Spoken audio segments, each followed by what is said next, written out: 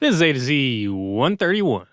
Today's guest is Cody Bishop at Texas Bouillon Exchange.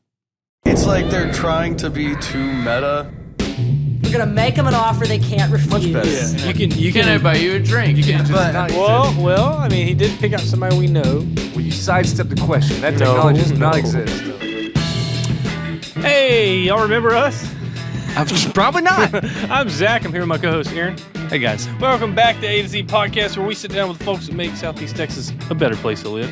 And if you're new to the show, thanks for checking us out. If you like what you hear, you can text us at 409-206-2971. I said 409-206-2971. Text us if you have an idea for who wants to be a guest on the show, you know? Yeah, because we need them.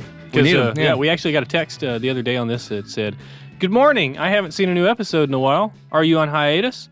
Hopefully not permanently." We were on hiatus. From And a it's, 512 area. we were on a, not a permanent hiatus, but we were on a very special secret hiatus that we cannot talk about. But we are back, and we are willing to take text messages from you guys about public and community things and people who are moving and shaking and projects and help me out, Zach. We need some people. We'd love some Send us some support. people. Send us Reach out to something. us. Yeah, you know and- something interesting going on? Text us. Yeah, we definitely need some guests. It's been hard to find guests these days. But you know what? We did find a guest in Mr. Cody Bishop. That's right. We spent the whole time talking about the value of currency. Yeah, all kinds of currencies. We talked about, obviously, we talked about gold and stuff, but we talked about crypto and even, we talked about the historical relevance of currency back when it was salt. You know, lots of nuggets in this one. You know, So this is a value-packed episode. I see what you did there. Enjoy this episode with Mr. Cody Bishop.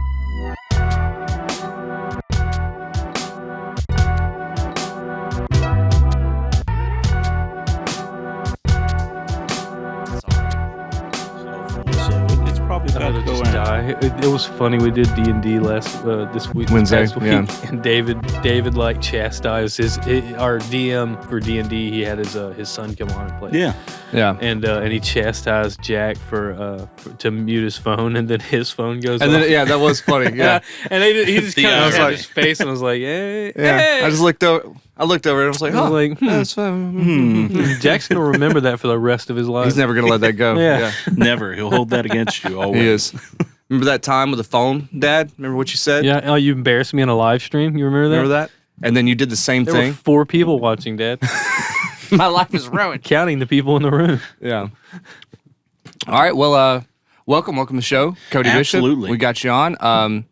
You over at Universal Coin and Bullion, right? Isn't that the name? Actually, Texas Bouillon Exchange. Texas Bullion. Is Yeah, that- we're located right over there by Channel 12 News. Okay. Yeah. See, I always it's easy to get like gold Well, things. there's mixed so up. many. There's Yeah. so many companies in our area. There's a lot of people who have taken a knack to the business, and everybody does well. So Yeah.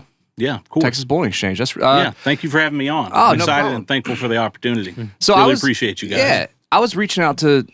I asked my friend Robbie, right? Yes, To get me somebody who could have like a really interesting conversation just about like valuation and what money is and crypto and gold and commodities and all this stuff and how it's really, really confusing. You know, Investments, Yeah. finances. It's a crazy It's- world. There's a lot to it. it's so confusing. And these concepts are all like very abstract when you really think about it. You know what I mean? Like we live in this very turbulent time of currency where we're starting to get decentralized, blockchain driven. I made a couple Crypto. $100 off of Dogecoin. You did? Yeah. I did as well. Yeah, a couple hundred, yeah. I made 50 the other day off of Algorand. So I don't know, it's just fun. Stocks. It all started out as just kind of as an idea.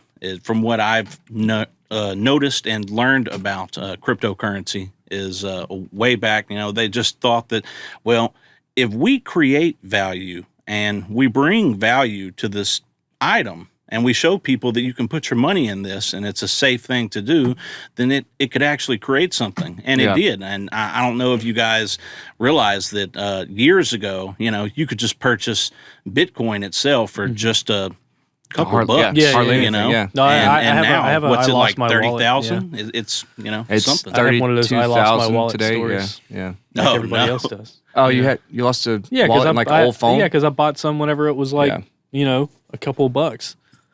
Yeah, well, And You'd now be it's, sitting pretty now. yeah, you would. You yeah, would be. I've had six figures, so yeah. Yeah. But but that's basically like the whole idea of money, right? Is everybody agrees. You have to get a certain amount of people to agree that this has this value, right? Of course. And I think in my industry, in precious metals, that does kind of go for gold. You know, people globally find value in this. So it's almost as a civilization, us together, we've all seen this shiny metal to be something that we know holds value, that holds rarity. So we've all put together this idea about that, and it's kind of just came true. You know, I mean, anybody could say, well, it means nothing to me. Yeah. But when you have this mass amount of people that find value in this, then surely it is valuable. Surely it does hold some sort of rarity to it. Well, way back in like pre-civilization and early civilization, people value gold based on how easy it is to work into art and how shiny it is. But now gold has a totally different value because it's literally in every electronics. You know, I mean, it's more than a pretty thing now. Now it has industrial applications for things that we value. You know what I mean? So like, gold's value is less abstract now and more concrete because it has industrial applications. Yeah, because of its uses. Yeah, but like the dollar, the only thing I can think of as the dollar's value is it's based on like human hours worked. I don't know. That's like, you know what I mean? And crypto is computer hours worked. Yeah, of course. You know, I mean, there are different theories to it. You know, like we could bring up fiat currency. I know you and I had talked about that topic to discuss today. Kind of dive into that a bit.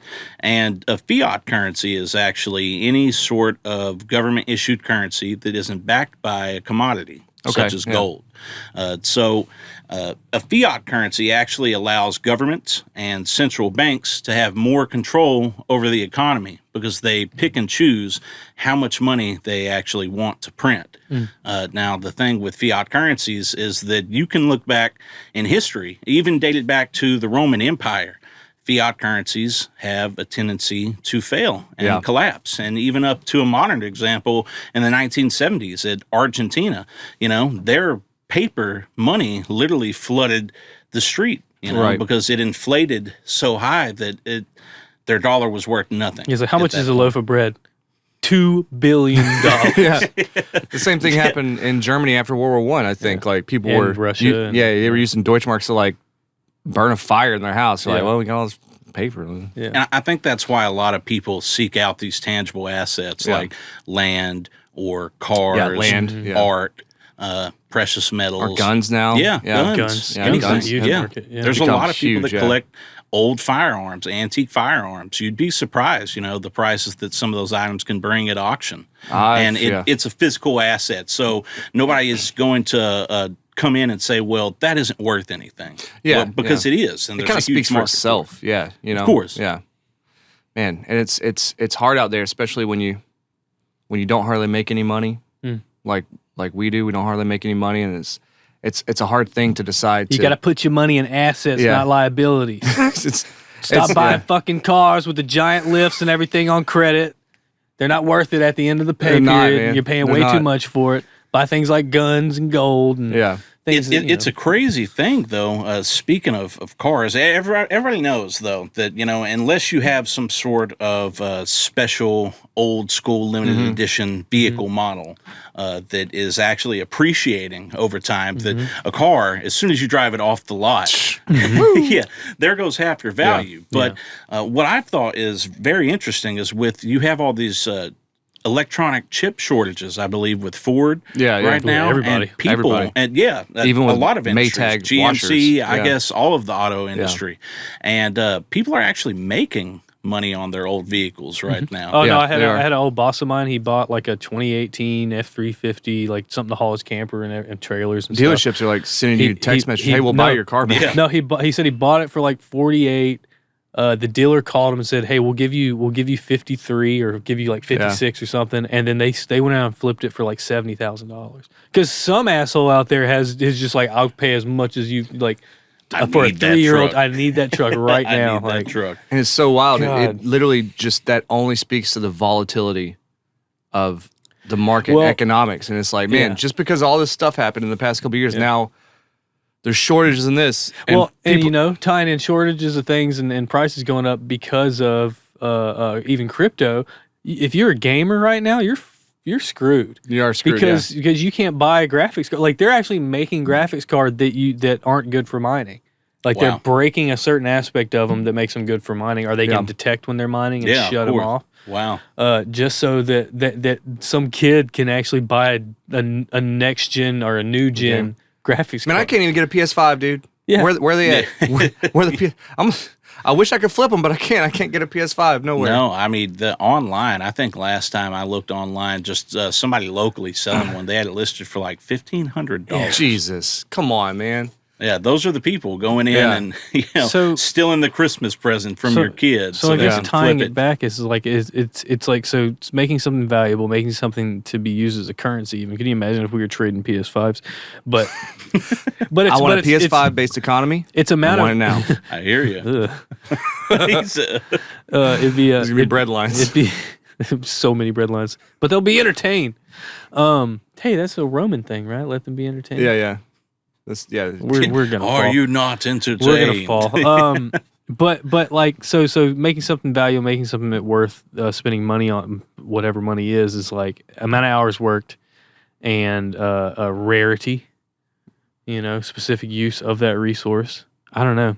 What else is there that you would use as a valuation system? I just never understood how gold could hold it for so long. And just like what you said at the beginning kind of caught my mind is how there are so many gold and bullion places, and everyone that I know that does that, and I've known several people that do that for a living, and they all do really well. And it's really interesting. It's almost like and no offense, but most of them are like some like good old boy like Southern guys, and it's almost like the good old boy. Gold is like the good old boy Wall Street or something down here, Like, well, it's definitely I would say a safe haven for a lot of people. They find comfort in it. And you brought up something that I thought was interesting, and it's a very common question, is that, well, why is gold so rare? Why are you guys talking to me about gold right now? Why are you calling my house to let me know about the great deals on gold you have? Yeah. Well, I think a lot of that starts with science, and I'm no scientist myself, but what I do know about it is that gold is one of the heaviest elements in the universe. It starts out by saying that gold is not naturally found on our Earth or just even throughout the universe. It's actually a very rare thing. It takes supernovas, and scientists are even skeptical of supernovas being able to have enough violent. So wait, we don't know where gold comes from? It comes from, they theorize that it comes from supernovas colliding in outer space, and there is a possibility, a small fraction of a percentile, gold planet that that gold can be created in those explosions.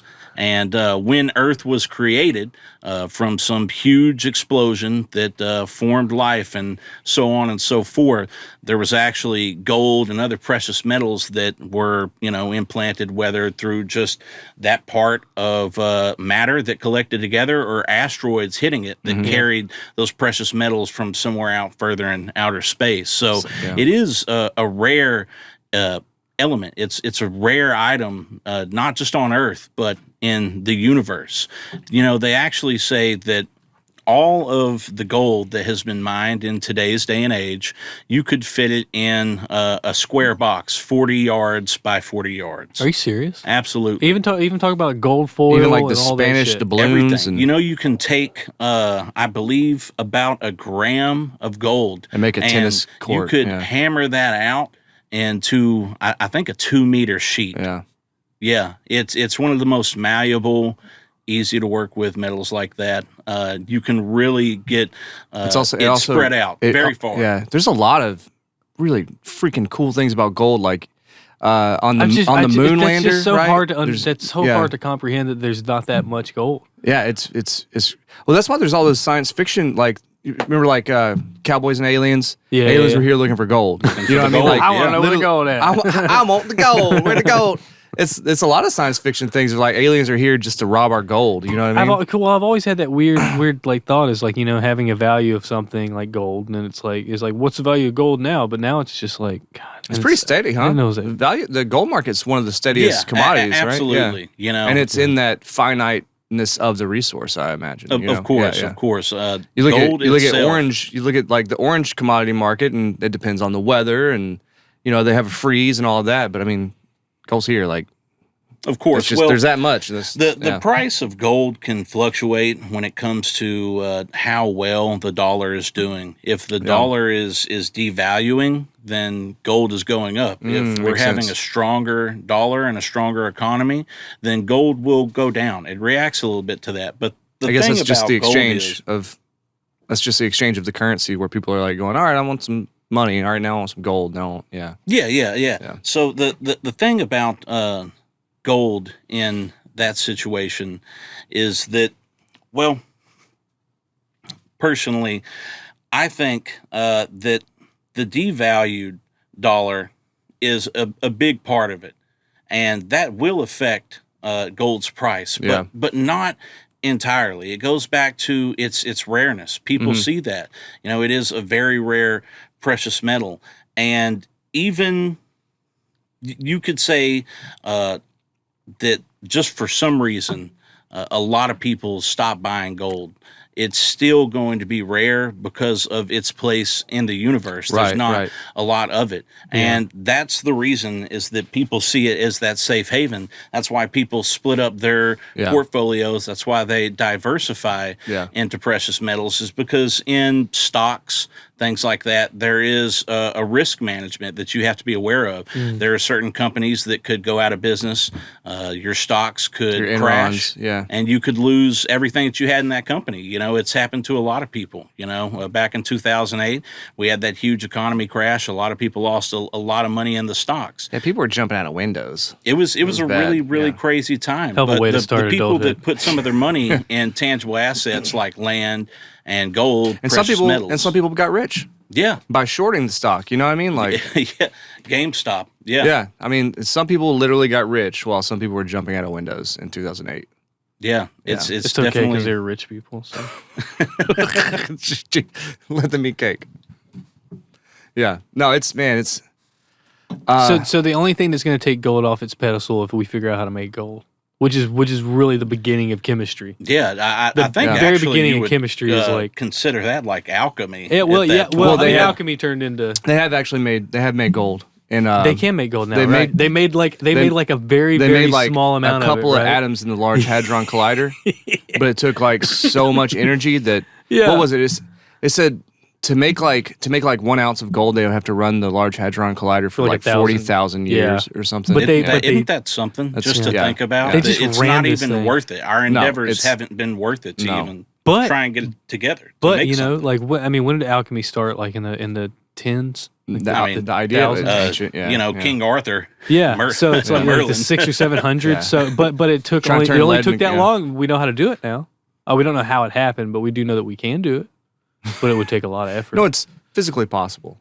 That's another strange thing too, because the value of gold is in the rarity, but it's also in the industrial application, right? Oh yes. And there's a similar thing that we put value on in diamonds, right? Diamonds have their own market, but now we can make diamonds people make diamonds like super easy. And it's definitely cut back. I mean, you can go and buy a true diamond.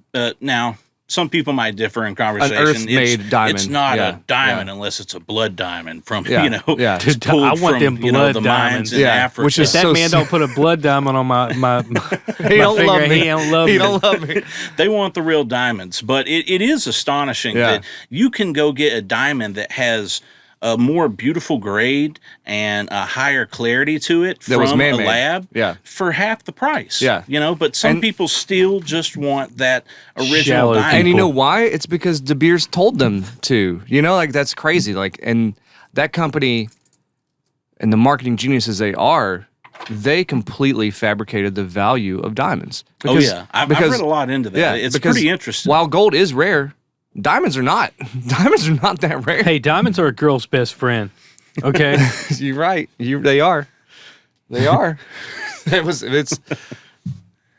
can't compete with that. But yeah, it's funny. Like it's one of those. It goes back to one of those things. It's like just shout out to gold because they didn't need that false advertising. They didn't need to be. They didn't need anybody to be tricked by it. It's just hey, here we are. It's a funny thing that you mention diamonds and the clarity of that. Is a lot of people don't realize this about precious metals is that there's just bullion, which is purity, just a straight coin bar, so bullion, a straight metal. The bullion is gold or any other element or formed silver. Platinum, it's just in its raw palladium form. Just a simple coin, a bar, round, something like that. But there's actually graded coins, and that goes to a lot in the business of what we do. And what's interesting about that is it's in comparison. Think of collecting your favorite MLBs, signed back or something like that. Yeah, no, they had like the Pokemon card that went for like God knows, or the Super 64 Mario that went for like millions of dollars, and they have these coins in those plastic cases. Exactly, and it's because they grade coins on a clarity scale of 1 to 70, just like diamonds. Of course, a 1 being old junky coin. Well, he's got like a lot of slag. I had a boss that would tip yeah. me in silver eagles, and I have 2 of them just banging around him, just bouncing around in my safe box at the house, and they're just scratched as shit. Hey, that's okay. It's worth its weight. It's still silver. It's still silver. Right now, I think just 1 ounce of silver is around $25. Yeah, so at least you got $50 over there. bouncing Yeah, around. you got $50. I got $50 over there. You know something that was super fun that I got into for a little while was, also. Okay, so I'm going to skip back. But the idea of metals and trading them is a very like libertarian sort of thing in the first place, where it's like, where it's like I don't want the government in my trade. It's like screw the government, you know what I mean? And then so when you look at these independent mints that are making like these coins, a lot of it is very like freedom and liberty and stuff like that. And I got into these Lady Liberty. I got into these things called trade dollars for a while that were super fun, and it was independently minted 99.99% copper coins. That's pretty neat. And they were like, they're $2 a piece because it's like 1 ounce of copper, but it's pure copper, and they're minted, and they're like collectible and fun. And I would get those, and I would like throw those in as like a tip. You would be surprised. Even something that doesn't hold a huge melt value, like some copper coins. I could show you some particular copper coins or bars that are going for way more than what their melt value is. Just because there was only so many of them minted. And I got a bunch of them. They misprinted a penny somewhere, and it's like the things like that. The 7 is backwards, and like that one's worth. Well, the funny thing about that, speaking of that, I think it just comes into any type of variation that somebody thinks they can create value of. I mean, I'm sure you guys have seen on eBay throughout the years the crazy Cheetos. This Cheeto looks like a T-Rex. Oh, yeah. Selling for $5,000. The Jesus on the toast, man. Jesus toast, yeah. Man, the most interesting eBay listing I've ever seen one time when I was like going down a rabbit hole was, and I don't know, we don't know why people do this as humans and put value on it, but somebody had a very cleverly worded ad for a Brussels sprout. Not a special Brussels sprout. Not a different one, not a variation, not a blue Brussels sprout. Just a Brussels sprout. But like the ad read like, this is a lone survivor of our like 2018 family Thanksgiving feast. All that was left after the massacre was a single Brussels sprout. And like it was a very cleverly worded thing. Poetic story. The thing sold for like $2,000. Yeah. It's like the story of the guy, the first viral Kickstarter or something. Yeah. The guy said, I just want to make a potato salad. Potato salad. And he got like 60 grand. And made potato salad fest. He made a potato salad fest. He donated any proceeds to charity, like big bands played for it. That's incredible. It's a hype thing. Yeah, it was hype. Yeah. That's more a hype thing. But like my goal, you've been doing $10. this for how long? I've been in this industry for about 6 years now. 6 years. So but you've been around some veterans and some people that have been in it for a long time. Absolutely. I would say collectively, the guys and the heads we got together working probably have close to, 80 years and there's the industry. There's like a lot of legends in there, like the rare coins. Like there's probably a guy in your office who's been looking for this one coin his entire life and he's never found it or something along those lines. What's your favorite? Like, you've been doing this for a while, so you probably have your own favorite. What's your favorite, I guess, coin, legendary coin kind of story, if you got one?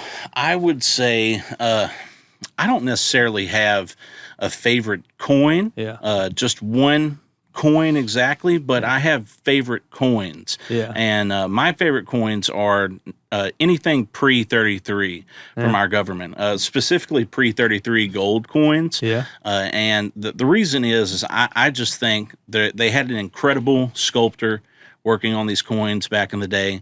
The man was truly an artist. Just the designs that we had on our coinage in early like American coinage was, it's absolutely beautiful. Were they made by hand back then? I do believe a lot of things were. Yeah, the dies were made by sculpted, hand. Yeah, by hand. And what is very interesting to me is you have to go back to history, to the Great Depression, when Roosevelt put in order the Executive Order 6102, I believe, in 1933. And that stated that by, I think, May 1st in 1933, that all gold was to be turned in to government officials or a bank. So any privately owned gold, anything, the government was coming for it. It said that less than 1%. Wild. Yeah, we need your gold. Yeah, they came for the gold. And actually what it was is that we were dealing with a devalue, a drop in pricing. And the only way for us to adjust and to deal with that is to devalue the dollar. Yeah. And the only way we could devalue the dollar was to end its backing of gold. Because back then you could go to the bank with a note, money had something on it that said this dollar will get you, this amount of gold, payable this amount silver due to the, holder of this bill. And I just think it's a really incredible thing to even hold any of those. One, the history that's behind it, and then two, the rarity, because they say that less than 1% of those gold coins survived the confiscation, because all those coins that were confiscated got melted down and put into big Bouillon. bars. Yeah. Wow. So I would say anything pre-33, just the history, is pretty cool, because a lot of those coins were those made are just like people that were like, middle 1800s. I'm not giving my gold. There was definitely people, that they, I'm assuming, hid it in whichever crazy way they thought to hide it from the government. I don't think they checked underneath a bunch of mattresses. Yeah. I mean, 1% is probably still a significant number when you think about the millions fact of coins. Millions of coins, because that was countrywide. It was currency. Of course. Yeah. Man, dude, that's wild. And it's strange how different countries choose different things to place their values on. Like, America was gold backed and England was silver backed, and I'm sure there's like all kinds of other crazy things. You know what I mean? It's what country is it? Costa Rica has just decided to become like crypto backed or something. It's just like it's nuts, man. A lot of people are moving towards that. I think that is or India's getting rid of actual bills. No more bills. Yeah. Only digital. That freaks me out, dude. Well, they're trying to do that to knock down the drug trade. Yeah, but so it's like you have to have a paper trail for everything. See, that's scary too, and I don't understand how somebody who's an economist would okay that. Well, you got something to hide? No, I don't have anything to hide, but the fact that there's the formal economy and the informal economy, right? Which comes down to, any IRS track transaction could be called the formal economy. Your wages that you make, that you pay tax. That's all, but a humongous part, like 40% or something of our entire economy is the informal economy. That's like buying a mattress from Joe Schmo off of, Facebook Marketplace, or buying drugs. Like those are in terms of economics, those are the same thing. And it's like doing away with cash, or with cash is like scary, because it makes those things a lot harder. Some people find security in it, knowing that anything, if they don't have to worry about that. They feel safer that computers are taking care of everything, and it's all at the touch of a button. Yeah, I mean, I know it sounds like an old person thing, but I feel safer that way. I make a lot of tips because I'm a bartender and I have cash and I don't necessarily have to have all of my transactions documented. And I like that, you know. I don't need Hey, I hear when I want you. to buy coffee, I don't need to bring the government into me buying coffee and a donut. Yeah. You know, I don't need that. I don't need to pay taxes on everything I make. I think that's why a lot of people buy gold as well. Yeah. You know, it's a private asset. You know, you don't have to report or tell anybody that you have precious metals in your household. Yeah. Yeah, it's not. I wonder if they don't have any rules where it's like if you have up to $10,000 worth of gold, then we need to have a tax form next to it. I don't or we know. can seize it from you without Cody would any know. reason. Yeah, no, it's definitely you don't have to go let Uncle Sam. You ain't got to let anybody know about what you're doing with your precious metals. We have people, send in. I mean, everything's insured. Through our process of getting FDIC these metals safely from point A to point B. So whenever somebody buys, can we take a break? Sure. Take a little break. Yeah. Of course. We'll get right back on this. Seems like you just had a lot of questions. No, I did, but it was break time. Okay. All right.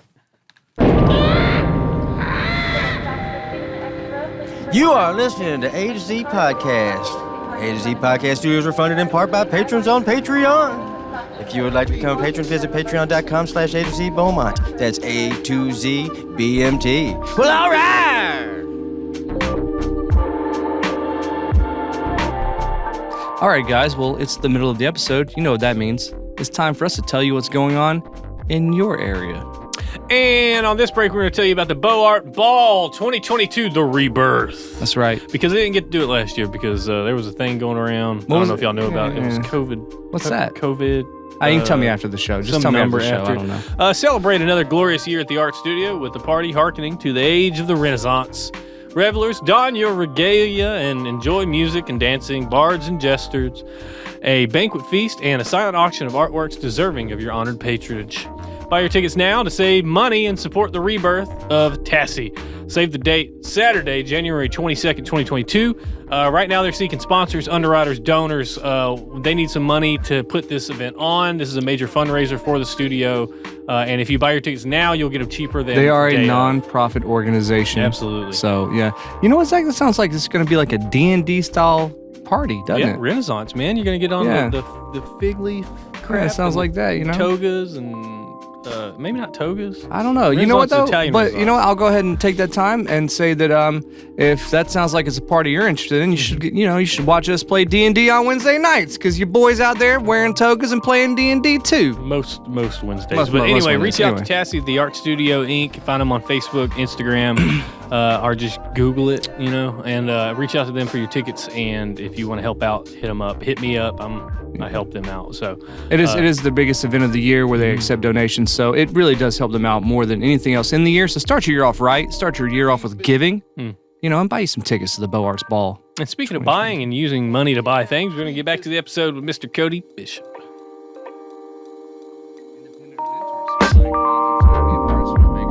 You ever heard of a hobo coins? Yes. Hobo nickels, yeah. Hobo nickels. Oh, I got to show you. Hobo nickels, they're not just nickels. They used to just be nickels just because that's commonly what people worked on because nickels are so thick, they have plenty of metal to etch and engrave away into, without making it so thin it'll break. But it's pretty hard metal though too. Well, I mean that's good for etching and stuff. They basically take it and they turn it into something else. Oh, that's freaking dope. Some of them are really expensive too. Thousands of dollars for some of those hobo nickels. Ones. Well, those are really cool. Yeah, and they'll just carve all kinds of different shit into them. That's a collection of them. Wow, is that a pandemic one? Yeah, they got a pandemic one. Yeah. Show Cody. Yeah, they got a mask on. Yeah. No, I mean it's really interesting. Have you seen these new? There's a whole new coin thing that's emerging too. Is these like incredibly intricate coins that seem like they were made by like watchmakers. Oh, I know exactly what you're talking about. Oh, they have like little sword you can pull out. There's like okay. So funny enough, I've actually followed that individual for a long time now. The guy that made the one with the little sword in it?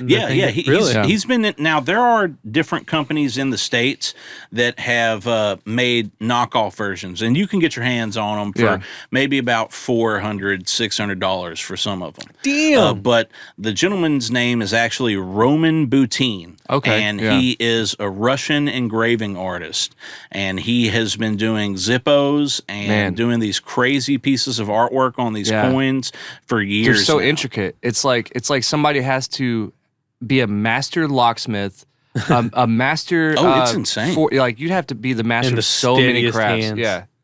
Yeah, those are incredible. Yeah, he's a high-profile guy, and from what I understand, due to certain Russian governmental policies, he cannot sell his coins to anybody that does not live in Russia. Oh, yeah. So that's why there's been a lot of knockoff companies coming up with these copies scarcity of his coins, which I think is pretty cool. Otherwise, there's no way that just the average person could get their hands on them. I mean, you'd have to go to Russia to actually buy one from him and then bring it back. If the government even allows that, they might have some sort of sanction on it. So if you live, you think? I mean, I guess, and this is only come from your experience, but like, what a percentage do you think are people who are just trying to like invest, and the other people that you deal with that are like just nuts about coins? 50-50. Yeah. 50-50. Wow. Yeah.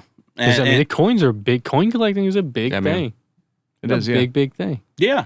I think a lot of, in the collecting standpoint of it, a lot of that comes from the history behind it. Yeah. Because you got to think that these coins, a big seller for me, and I'll go back to the pre-33s.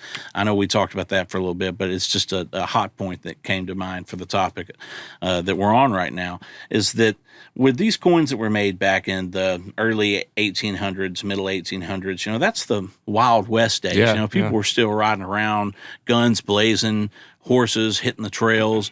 Very wild times in America. People are biting the coin up. Yeah, exactly. Sure. You always have to think: did this coin, was this in the pocket of Billy the Kid? Was this coin at the OK Corral at the famous gun shootout? You never know where has this coin gone. What famous people had this? So I think that's probably one of the huge things that draws these collectors in. These low mintages. They feel like they have the rarity behind it. But just the history. That's a big thing for me, and I know it's a big thing for a lot of other collectors as well. Yeah, I mean that goes across all markets. That's why Superman issue #1 is like $1.5 million. What? Yes. Yeah, comics are another thing. Funny enough, they actually grade and encapsulate comics as well. 1 to 10. Yeah. There's a person out there whose whole job, who makes enough money to live, is grading comics. Is grading comics. That's pretty cool job. I was reading about that Super Mario 64 copy that got graded 9.8, and it went for like $1.5 million. It was the most expensive. I thought that was like Zelda on the NES. No. That was a different one. No, this is Super Mario 64, and one of the big reasons it was so rare is because of the way the boxes that the cartridge came in were designed was a manufactured defect. And how they shipped them like 6 in a pack or something. Yeah. And almost none of them have a defect. So the fact that this one doesn't have any defects on the corners or anything makes it worth $1.5 million to somebody. That's crazy. Like, the same as with a coin. Like, a coin could like get dusted with an angel hair and it's worth less. Somebody would look at those silver dollars I have, and they got scratches all over them. Then you see ones on you can find like what's the most the highest rated silver eagle going for? Right. Okay, are you just talking about what's the just that basic 1 ounce silver coin that there's probably millions of? Yeah, well, I mean, just your basic coin, silver eagle, because it's a government issued coin. It's not a standard round. There's going to be a slight premium on that. You could probably get one for about $38-$40 in perfect condition. Yeah, in a perfect BU condition. Yeah. Now, what's crazy though is you could take that same coin, and there is the 1995 W silver eagle, which that coin graded out has gone at auction and sold at auction for over $80,000. What? Why? Yeah. From 95, what's the 95W? It's just. They had a particular set that year like that the mint press. had, of coins. And when you bought that set, that coin came with it, and there was only so many of them. Wow, exactly. It's the very, same very thing. low So mintage, it's and the these same coins exact coin? graded out. It just has a different number on it. Excuse me. It's the same exact coin as the Silver Eagle. Oh yeah. I mean, it's the only thing different on the coin is the date.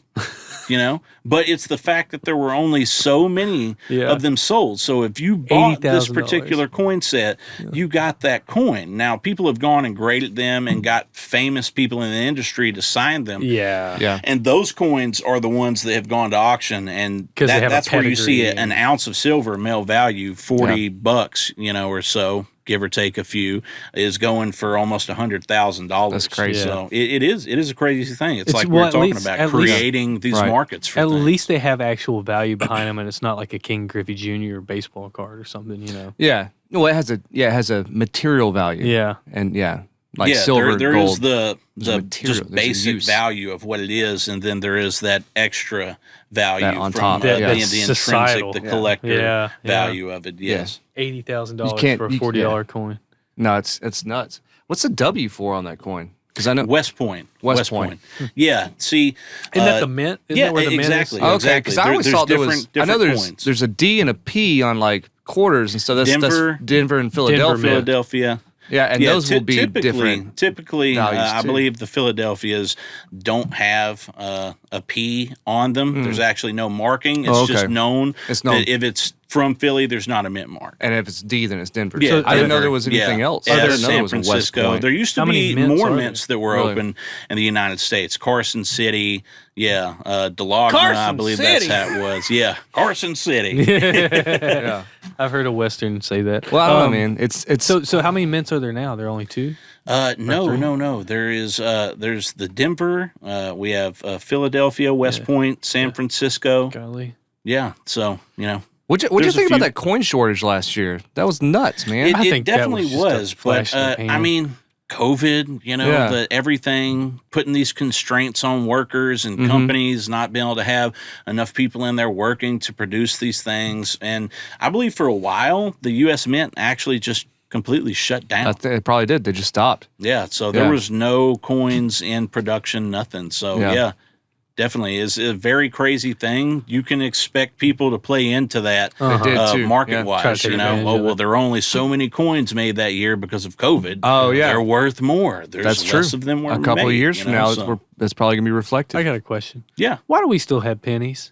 Why do we still have pennies? Controversial statement. I hate pennies. Don't they cost more to make than they're worth? Cost 6 cents to make a penny. Yeah, I'm pretty sure. Yeah, I can't answer that question. It's funny. I don't know why. There's definitely been times throughout history where people have thought about taking away different pieces of change, different forms of our change currency that we have.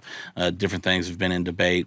But why we still have pennies, I can't tell you. Because they're not even made of copper. They're only around. They're only around so that you can like prank your boss or something with.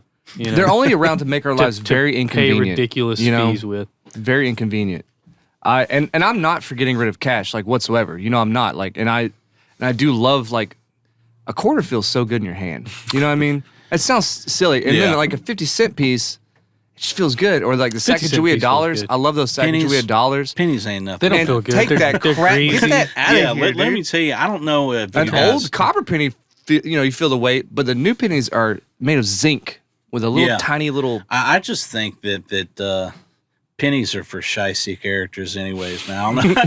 I don't know. Only shiesty people deal in pennies. I don't know how when you want to be, guys... Or when you want to be real petty, like that guy who paid his ticket. That's what I was saying. Being petty and paying ridiculous fees. You pay in with a wheelbarrow full of pennies just to be good like, on F that guy you. too. Well, there's a flip side of that. Somebody paid like they had like they took somebody's wages and didn't pay him right, and they got like somebody worked in the service industry and they finally got him paid back, but he like dumped a dump truck full of pennies on his driveway. Oh wow, yeah. Pennies for those type of people. That's it. I don't trust them. Shiesty individuals. I don't trust them. I don't trust them at all. Pennies, man.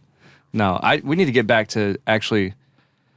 I think we need to get further away from how you said India is going, where it's like digital. I think we kind of did that during the coronavirus because I traded. We did, yeah. I traded DigiDoge thing. I traded pepper baby plants for a water filter at one point. Oh yeah, that's barter system. That's a little barter system going there. I mean, I think people barter anyways. I mean, you see people on Facebook or some of these different forums. The buy, trade, sell. Yeah, exactly. Groups, yeah. People trade things all the time. So I don't think that's a bad idea. I think it adds a bit more of independence to you and increases your self-worth, self-value. If you make something, like let's say you have a bunch of bees. So you make your own honey, local honey, whatever the case, any of those type of things. I support that. If somebody came in and was like, look, I have this whole case of honey and I'm looking for a little bit of silver, I'd be like, well, I think we could probably work something out. Yeah. Well, honey doesn't go bad. Maybe not the next guy. Honey's like silver in that it doesn't go bad. You're right. Yeah. I wonder how comparable they are in weight in value. What, honey and silver? Honey and silver. They're probably. Well, I mean, if you look at the value of bees, they say if something ever happens to the bees, we're all in trouble. Yeah. So I'd say honey at that, pretty valuable. So if you look at it that way. Back on the gold, and the question I have before we went to break is whenever, like, let's say somebody comes to you and say, man, fuck Fannie Mae, I'm tired of trusting these guys in suits with my money. I'm gonna take all my retirement out and I'm gonna put it all in gold and silver and all that stuff. Does that mean that they actually have like a bunch of pieces of gold and silver, or do they have or is it like Robin Hood where you like pay in and they own it, but you have a part of it? No, you actually have several options that we provide. Now, we can hold on to the metals, but that would be for a fee, a storage fee. But what we advise is either get you a security deposit box at the bank somewhere where you don't have to have it on you. It's safe, insured, whatever the case.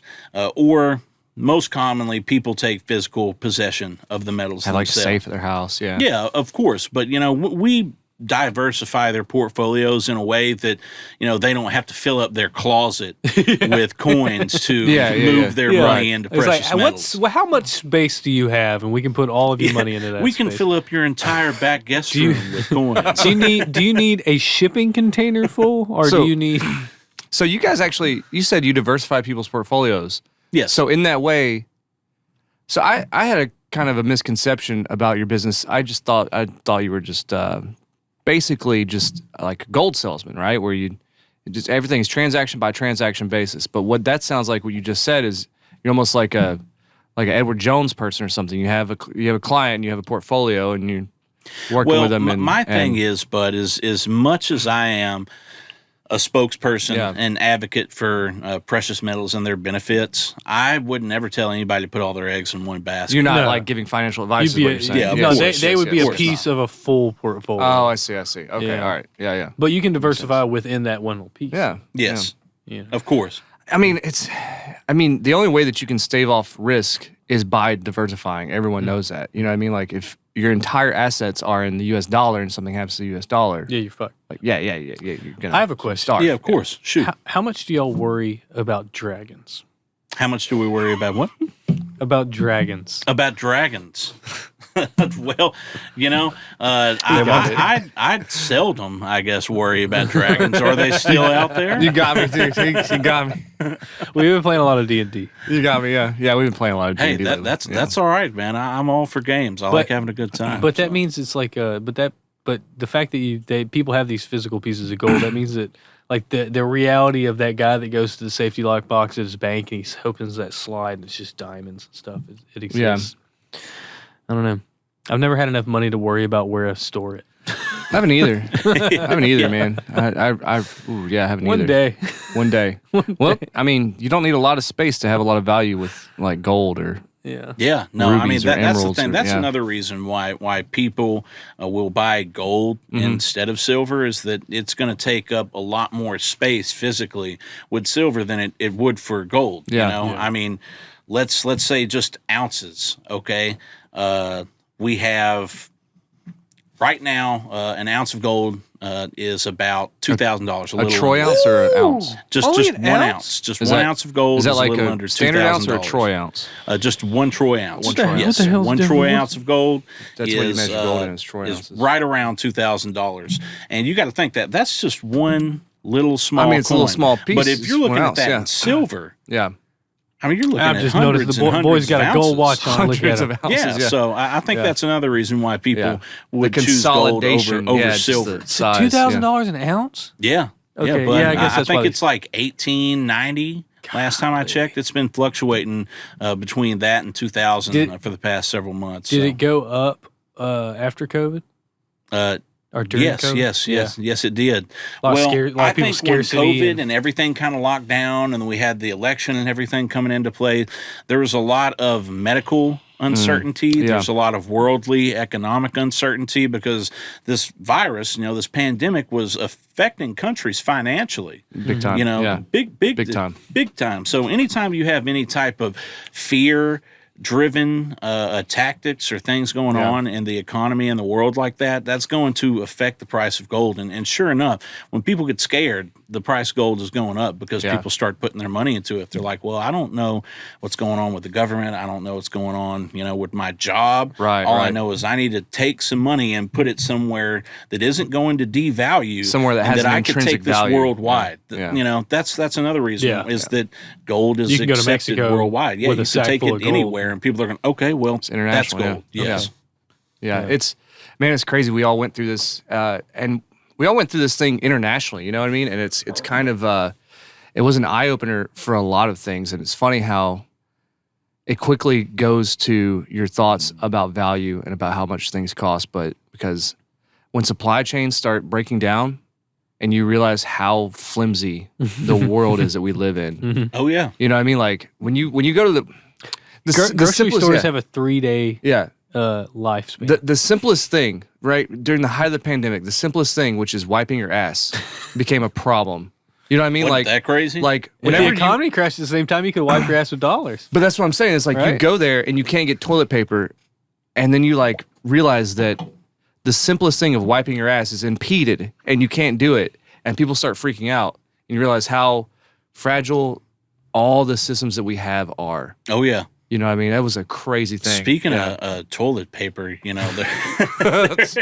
there's actually this company. I can't remember the mint's name, so sorry about that, guys. I can't shout you out, but you could find the coin if you're looking for it. But they actually were making coins that had toilet paper on it. No way. Yeah. There's a lot of it was independent about minters. the whole toilet paper pandemic They're thing. independent minters? There's a lot of independent minters. Oh yeah. That make like valuable coins. They There probably are spent like guys. put like diamonds and shit. It's like in baseball them cards. There are guys, just normal fellas, That's their hobby. that they have like a furnace and a smelter and a smelter and all that in their then a press. backyard, and they're literally pressing their own coins and selling them online, and people are buying them. Do y'all ever deal in those? Of course, Really? of course. Yeah, we've bought those coins, we've sold those type of coins. How do you even value? I guess you got to evaluate it by. It's the market. You take it by weight for one, and then you base it off of and that. then you also and then you take add into how many followers does he have? Really?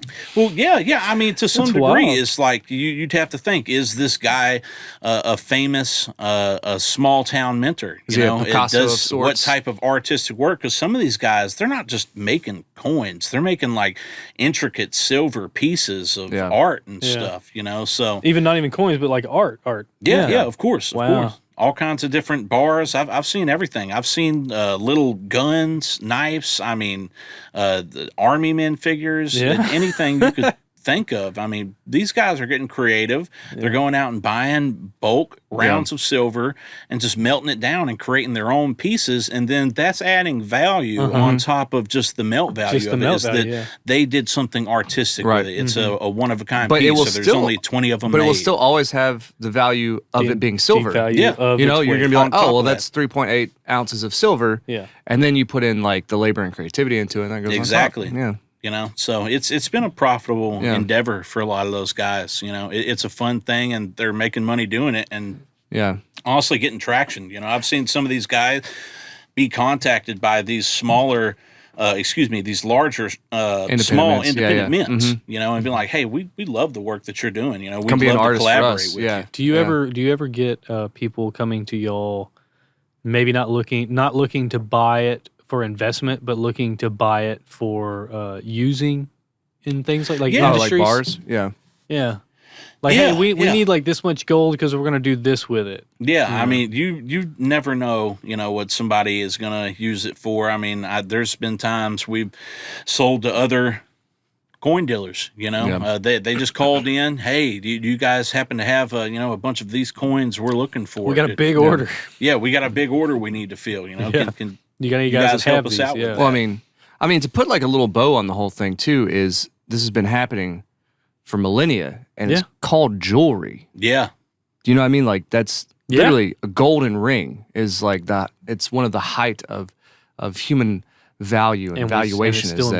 Is that engagement rings are made out of gold. Typically, you know what I mean. It's like that's one of the highest valuations you can think of. Is I guess that kind of goes back into you talking about the value us as a civilization has created towards this. Because or even as a species. Yeah, as a species.